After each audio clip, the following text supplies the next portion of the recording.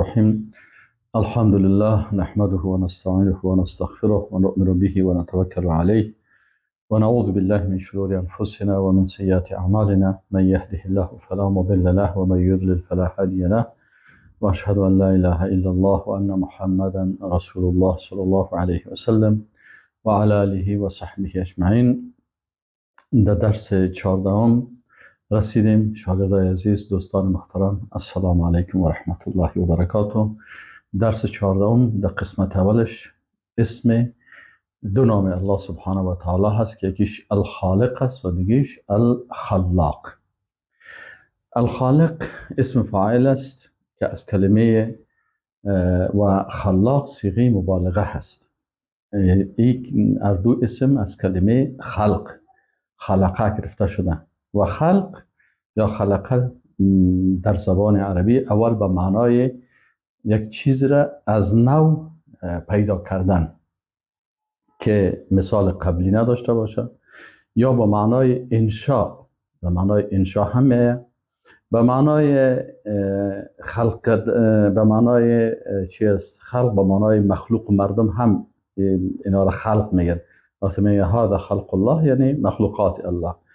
و خلق به معنای تقدیر و اندازه هم آمده هست در لغت و به معانی مختلفی که چی است کلمه خلقه آمده است. خب وقتی میم در نام الخالق و الخلاق بحث میکنیم، الخالق طبعا این اسم از اسماء الله الحسنا هست و صفت از صفات الله سبحانه و تعالی می باشند، خالق و الخلاق. اینا رو چی معنا میتن؟ الذی یخلق الاشیاء من العدم. اول الله سبحانه و تعالی خالق است به خاطری که مخلوقات از عدم خلق کرد. دوم والذی یقدر الاشیاء علی مقتضى حکمته، ذاتی که اشیاء را تقدیر میکنه به مقتضای حکمتش. سوم والذی یستحق العباده. الخالق و الخلاق ذاتی است که مستحق عبادت است. و هو الذی تنسب الى صنعته المخلوقات جميعا. چهارمیش شد الذی یخلق الاشیاء من العدم، مخلوقات از عدم پیدا میکنن، مخلوقات تقدیر میکنن به مقتضای حکمت خود، ذاتی که مستحق عبادت است، به صنعت از او تمام مخلوقات نسبت داده میشود.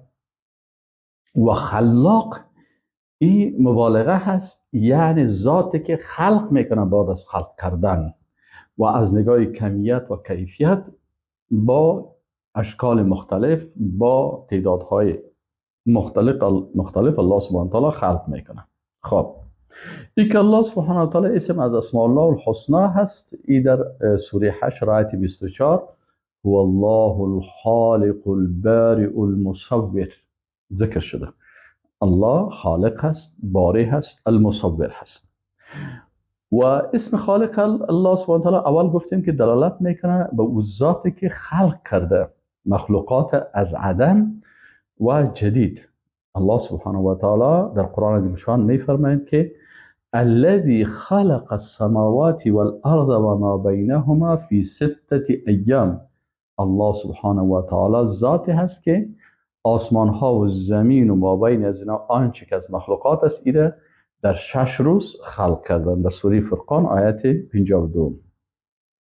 امی قسم مثلا یا ایها الناس اعبدوا ربکم الذی خلقکم، ای مردم عبادت کنین او ذاتی را که شما را خلق کرد، والذین من قبلکم یعنی شما انسان ها را خلق کرد و قبل از شما کسای دیگه که بودن.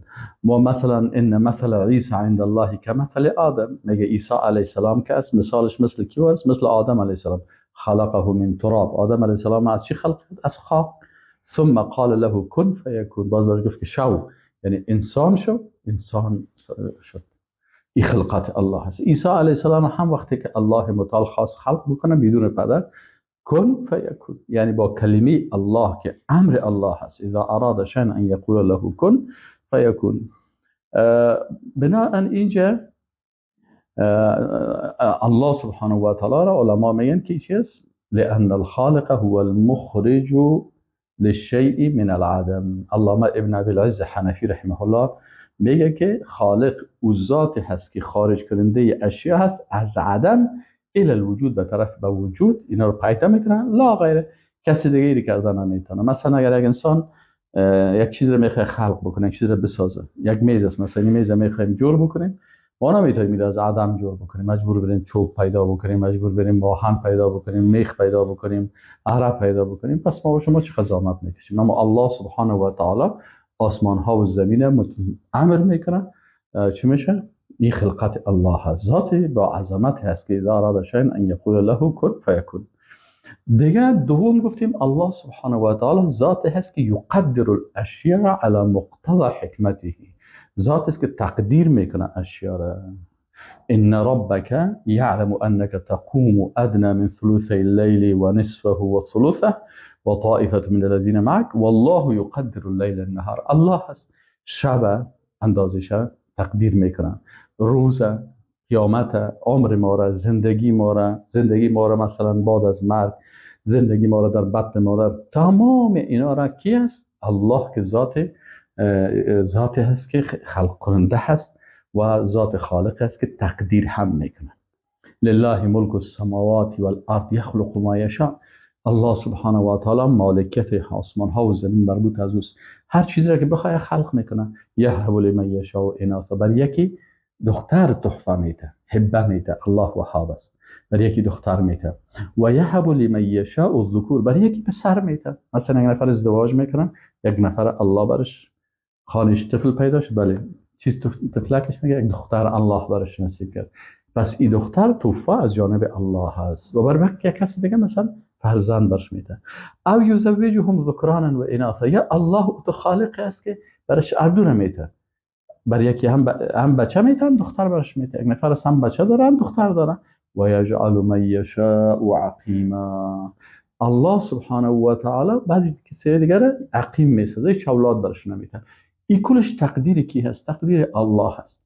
اگر برای من الله دختر داد، حتما الله سبحانه و تعالی با علم و حکمتش میفهمه که برای من دختر خوب است، بنابراین من از داشتن دختر شکر میکنم. اگر الله برای پسر داد، در تقدیرم هست، از جانب الله هست، شکر میکنم. اگر اردوش دادم، پسر دادم، دختر داد، هم شکر میگیم الحمدلله. و اگر نداد، هم شکر الله را میکنیم. میشه نداشتن اولاد برای بعضیا خوبتر باشه، چون الله برش تقدیر کرده و به خیرش این کار کرده. بناهن تقدیر کننده کی هست؟ الله هست. هو الذی خلقکم من طین ثم قضى اجله. الله شما را از خاک خلق کرد، باز اجل هر کسی را چی کرد؟ فیصله کرد. مثلا من مرگم چه وقت است خودم نمیفهمم. علامه بیضاوی رحمه الله چی میگه؟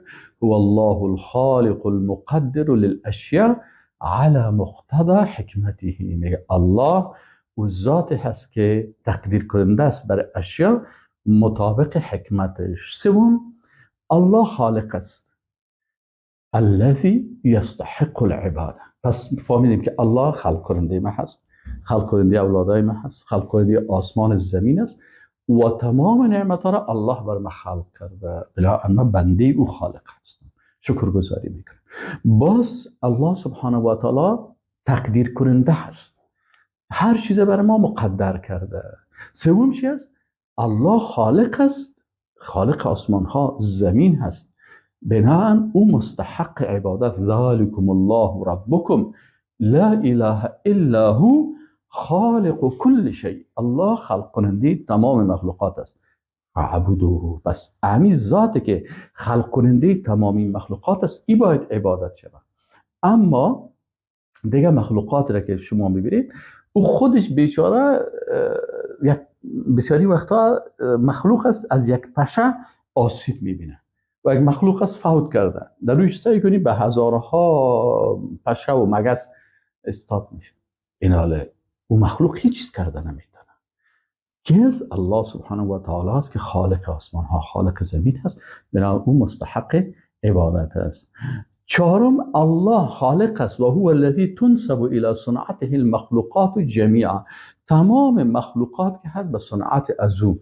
الله خالق کل شیء. متوجه هستن؟ کلش مربوط به کی میشه؟ الله میشه. دکتر عبدالکریم خطیب یک عالم است، نوشته میکنه در کتابش به نام التفسیر القرآنی للقرآن، میگه ان هذا الخالق هو الذي تنتسب الى صنعته المخلوقات جميعا. تمام مخلوقات به صنعت از او چی میشن؟ نسبت میشه که او خالق از اینا هست، اینا را خلق کرده است. پنجم خلاق، مثلا الله سبحانه و تعالی یکی از اسماء الله الحسنا الخلاق، یعنی خالق، خلق کننده، خالق از نو پیدا کننده، خالق ذاتی که تقدیر کرده، خالق که نسبت میشه به او تمام مخلوقات. وقتی میگیم الخلاق دیگه از نامهای الله هست، یعنی این به این معنا هست که الله سبحانه و تعالی یک مخلوق بعد از دیگه، یک مخلوق بعد از دیگه خلقكم من نفس واحده ثم جعل منها زوجه و انزل لكم من الانعام ثمانیه ازواج. این الله متعال انسان ها را خلق کرده، حیوانات از زمان آدم علیه السلام که انسان هم خلق میشه، بعد از خلق سبحان الله این خلقت مخلوقات است. و اشتمی است که وقتی الخلاق صیغه مبالغه استعمال شد، همیشه متوجه باشین که بسیاری نامهای الله به صیغه مبالغه هست. چی معنی؟ یعنی مبالغه یعنی از نگاه کمی و کیفی، هر قدر از نگاه کمیت و تعداد مخلوقات زیاد است، خالقشان الله هست. و به هر کیفیتی که مخلوقات است، یک مخلوق است مثلا آسمان ها، خالق زیاد هر قدر بزرگ است، خالقش الله هست. زمین است، هر قدر بزرگ است، خالقش الله هست. ملائکه، مثلا جبریل امین رسول الله صلی الله علیه و که چهره اصلیش میگه پاهاش در زمین بود، سرش در آسمان میخورد، بسیار بزرگ است و ملائکه بسیار بزرگ هستند. اینقدر بزرگ هستند که ما و شما در مقابلشان مثل یک مرچک واره هستیم. از این خاطر وقتی که ملک الموت بالای کره زمین مثلا پیش ماندگی هست، در شرقش غربش هر لحظه که بخواد مثل که یک توپ پیش روی یک انسان گذاشته شده باشه. این حال ملک الموت با می بزرگی خود، جبریل امین با همی بزرگی خود، کوه ها و دریاها با هر کیفیتی که هستن، خالق همه از اینا کی است؟ الله هست. الله سبحانه و تعالی ذات با عظمت است. دیگه به این شکل ما و شما در این 8 نقطه باید الله سبحانه و تعالی را بشناسیم. و السلام علیکم و رحمت الله و برکاته.